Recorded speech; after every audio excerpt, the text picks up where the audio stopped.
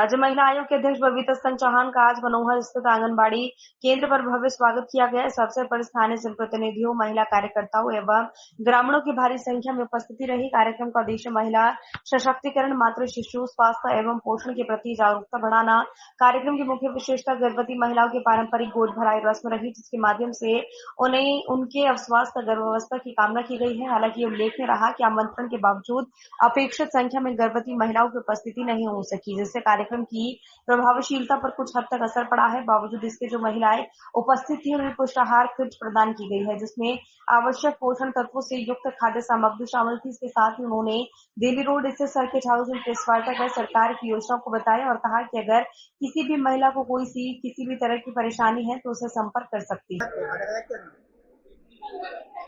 जिला चिकित्सालय में मेरी विजिट रही, जो बहुत अच्छी रही, और वहाँ मुझे देख के मुझे पर्सनली भी बहुत सेटिस्फेक्शन मिला कि वहाँ पहली बार मुझे ऐसा लगा कि जहाँ प्रॉपर स्टाफ था, वो डॉक्टर्स भी थे, जो नर्सिंग स्टाफ की बात की जाए वो भी थी।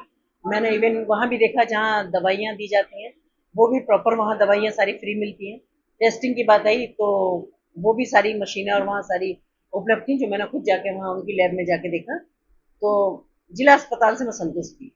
फिर वहाँ गोद भराई का नहीं, वो था कन्या जन्मोत्सव मनाया गया, तो उसमें भी लगभग 10-11 छोटी बच्चियां थी, जो वो एक दो आज ही पैदा हुई थी या कल या 2-3 दिन के अंदर जो भी पैदा हुई थी, तो उनको बच्चों को हमने बहुत अच्छी किट दी। उसमें जो सारे बच्चों से संबंधित एक्सेसरीज होती हैं वो सारी किट दी, और उनका केक कटवाया और बहुत अच्छे से वहाँ कन्या जन्मोत्सव।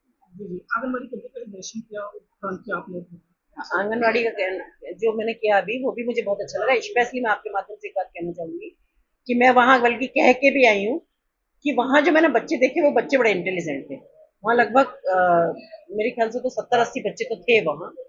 इतने इंटेलिजेंट बच्चे कि मुझे देख के बहुत अच्छा लगा, और मैंने वहां से भी और आपके माध्यम से भी मैं सबको एक उनकी सिफारिश कर रही हूँ कि जो सोशल ऑर्गेनाइजेशन है या वो है, कि वहां से जाए उन बच्चों को जरूर पढ़ने के लिए अडॉप्ट करें। मैंने उनकी पढ़ाई का खर्चा उठाए और उन बच्चों को पढ़ाए। मुझे उन बच्चों में बहुत प्रतिभाएं नजर आई, जो मैंने देखा और मैंने बात किया, तो मुझे बहुत अच्छा लगा।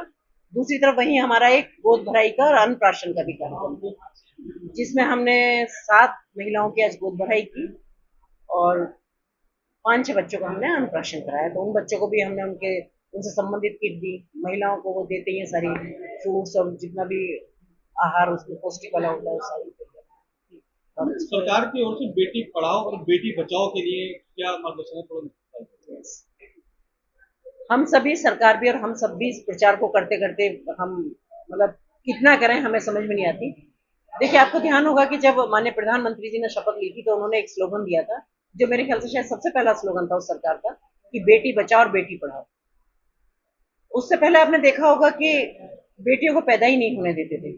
आज मैं जब गई तो वहाँ जो बेटियां थी, जो कन्या जन्मोत्सव मनाया जा रहा था, तो मैंने वहाँ पूछा कि भाई कौन कौन बेटा, और मैं सच दिल से कह सकती हूँ कि वहाँ जो उनके दिल की आवाज थी कि वो बड़ी खुश थी, बहुत हैप्पी थी कि उनको बेटी हुई है। तो मुझे लगता है कि सरकार ने जो ये एक बदलाव लेके आए हैं, ये बहुत ही बड़ी चीज है, क्योंकि आज की डेट में अगर महिलाओं की बात की जाए तो जब से गर्भ में बच्चा आता है, उसके बाद से अगर लड़की पैदा होती है तो उसके पैदा होने से लेकर उसके बुढ़ापे तक की महिलाओं की व्यवस्था सरकार ने की हुई है। बच्ची के जन्म से ही शुरुआत हो जाती है, और पढ़ाई तक का पूरा खर्चा देना, उनकी शादी में खर्चा देना, उनके आगे फिर पेंशन, जो बुढ़ापा अगर बुढ़ापा है किसी महिलाओं का उनके सारे करना।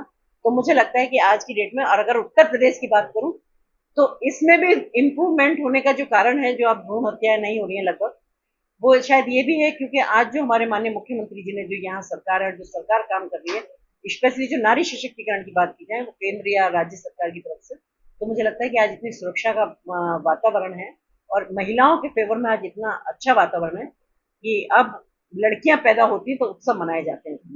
अब शौक नहीं होते। पहले ये कहते थे कि अच्छा लड़का हुआ है, वाह क्या बात है, और लड़की हुई तो ये पूछते थे लोग, अच्छा लड़की हुई है, लेकिन अब वो वाली स्थिति नहीं है। कहते अच्छा लड़की हुई है तो भाई हम उत्सव मनाएंगे और मिठाई खिलाएंगे। तो ये बदलाव, शायद मुझे लगता है इसमें सरकारों का बहुत बड़ा रोल है कि आज बच्चियों के भी जन्म उत्सव मनाए जाते हैं।